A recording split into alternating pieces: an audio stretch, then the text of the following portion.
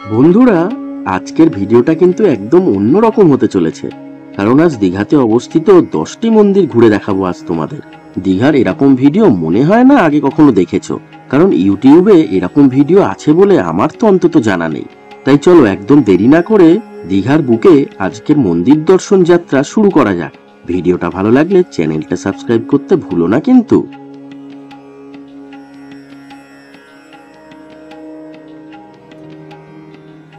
সকাল সকাল আজকের মন্দির ভ্রমণ যাত্রা শুরু করলাম ওল্ড দীঘার সমুদ্র সৈকতের একদম পাশে অবস্থিত জগন্নাথ দেবের মন্দির থেকে। এটি জগন্নাথ দেবের মাসির বাড়ি। নিউ দীঘা থেকে সমুদ্রের পাড় ধরে ওল্ড দীঘার দিকে জাস্ট 10-12 মিনিট মতো হাঁটলেই পেয়ে যাবে এই মন্দির। মন্দিরের উপরে রয়েছে বেশ কিছু বিগ্রহ, যেমন বজরংবলী, শিব ঠাকুর, ভগবান বিষ্ণু, রাধাকৃষ্ণ।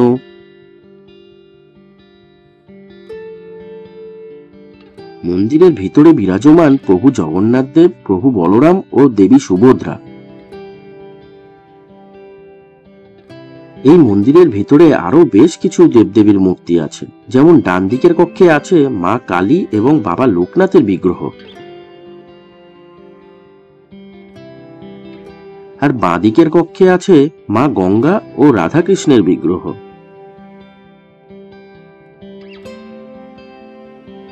ওল্ড দীঘার বুকে এই জগন্নাথ দেবের মন্দির নির্মাণের একটি ইতিহাস আছে। সেই কাহিনী যদি কেউ জানতে চাও তাহলে ভিডিওটা পজ করে এই লেখাগুলো একটু পড়ে নিও, এখানেই সব বলা আছে।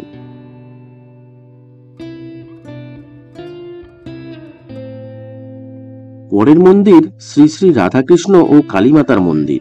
ওল্ড দীঘা সি বিচের ঠিক উল্টো দিকে মেন রোডের পাশেই অবস্থিত এই মন্দিরের চূড়াতে খোদিত আছে মহাদেব, মা দুর্গা, মা কালী, রামকৃষ্ণ দেবের মূর্তি। মন্দিরের ভিতরে রয়েছে কালীমাতার বিগ্রহ।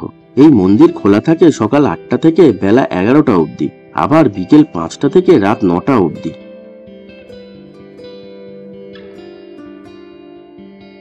কালীমাতা মন্দিরের ঠিক পাশের কক্ষেই বিরাজমান রাধাকৃষ্ণ।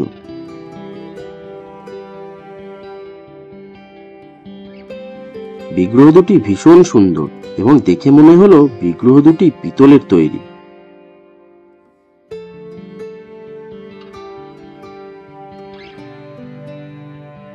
কালীমাতা মন্দিরের ঠিক উল্টো দিকেই আছে ভগবান বিষ্ণুর একটি মন্দির। ছোট সাইজের মন্দির হলেও মন্দিরটি খুলে যায় অনেক সকালে, তাই কারো যদি সকাল সকাল পুজো দেওয়ার থাকে বা অঞ্জলি দিতে মন চায় তাহলে এই মন্দিরটাতে আসতেই পারো।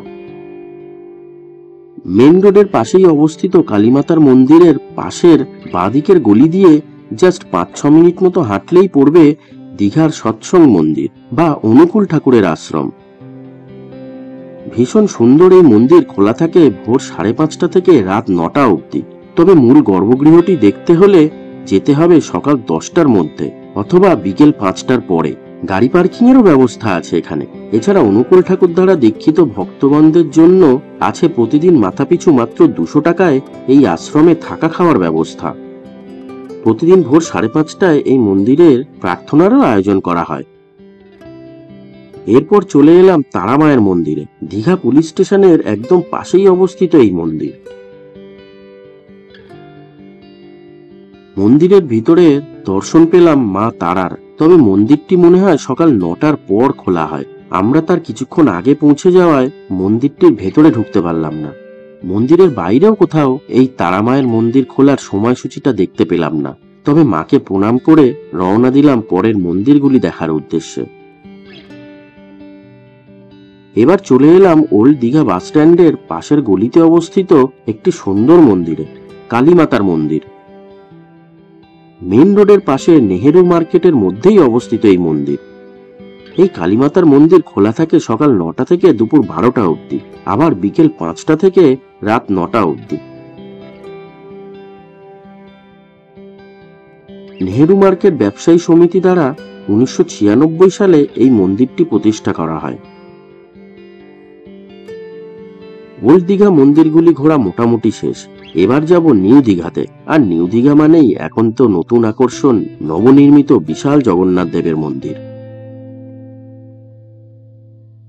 দীঘার এই সুবিশাল জগন্নাথ মন্দিরটি প্রায় 20 একর জমির উপর অবস্থিত এবং বানাতে খরচা হয়েছে প্রায় 250 কোটি টাকা। মন্দির বানানোর দায়িত্বে ছিল হিটকো, আর গত 30শে এপ্রিল অক্ষয় তৃতীয়ার দিন মন্দিরটি উদ্বোধন করা হয় এবং মন্দিরের উচ্চতা 213 ফুট বা 65 মিটার।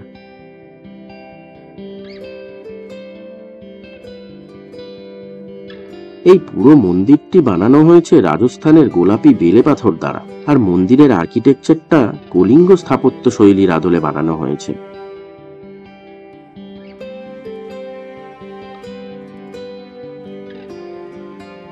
নতুন এই মন্দির খোলা থাকে সকাল 6টা থেকে দুপুর 1টা অবধি, আবার দুপুর 3টে থেকে রাত 9টা অবধি।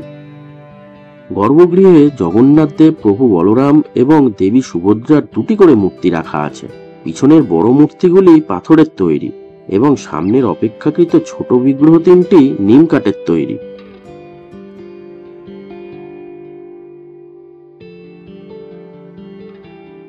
এই জগন্নাথ মন্দির নিয়ে বিস্তারিত তথ্য দিয়ে অলরেডি একটা পূর্ণাঙ্গ ভিডিও বানিয়েছি, ইচ্ছা হলে দেখে নিতে পারো, নিচে ডেসক্রিপশন বক্সে লিংকটা দিয়ে রাখলাম। এই জগন্নাথ মন্দির থেকে নিউ দীঘা সি বিচের দিকে জাস্ট কয়েক মিনিট হাঁটলেই মেন রোডের পাশেই চোখে পড়বে শ্রী শ্রী গ্রহরাজ ও মা বিপত্তারিণী মন্দির। প্রতি শনিবার সন্ধেবেলা অনেকেই শনি ঠাকুরের মন্দিরে পুজো দিয়ে থাকেন, তাই শনিবার দীঘাতে ঘুরতে আসলেও এখানে এই মন্দির থাকায় তাদের পুজো দিতে কোনোই অসুবিধা হবে না। এর পরের 2টি মন্দির এক কথায় অসাধারণ, তবে যেতে হবে টোটো রিজার্ভ করে। চন্দনেশ্বর মন্দির যাব বলে একটা টোটো রিজার্ভ করে ফেলুন।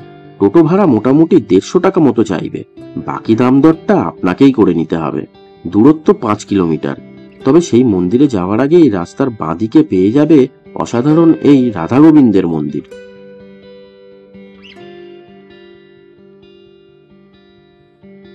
মন্দিরে ঢোকার তোরণটি দেখেই আপনার মন ভরে যেতে বাধ্য, এতটাই অপরূপ সুন্দর কারুকার্য।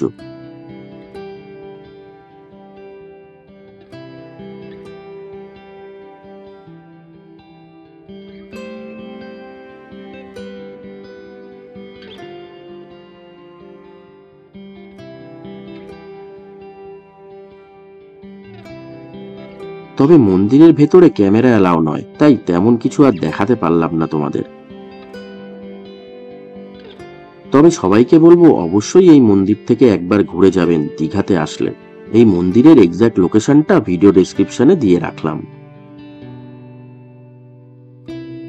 এবার পৌঁছে গেলাম চন্দনেশ্বর মন্দিরে। বাবা ভোলানাথ এখানে চন্দনেশ্বর রূপে পূজিত হন।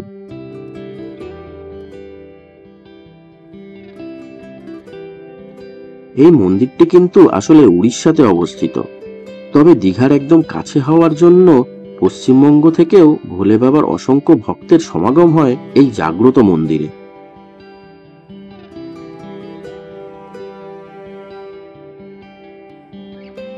মন্দির চত্বরটা বেশ বড়। এখানে বাবা নীলেশ্বর ছাড়াও রয়েছে আরো বেশ কিছু দেবদেবীর মন্দির, যেমন জগন্নাথ দেবের মন্দির, দুর্গা মায়ের মন্দির, গণেশ ঠাকুর, কালী ঠাকুরের মন্দির।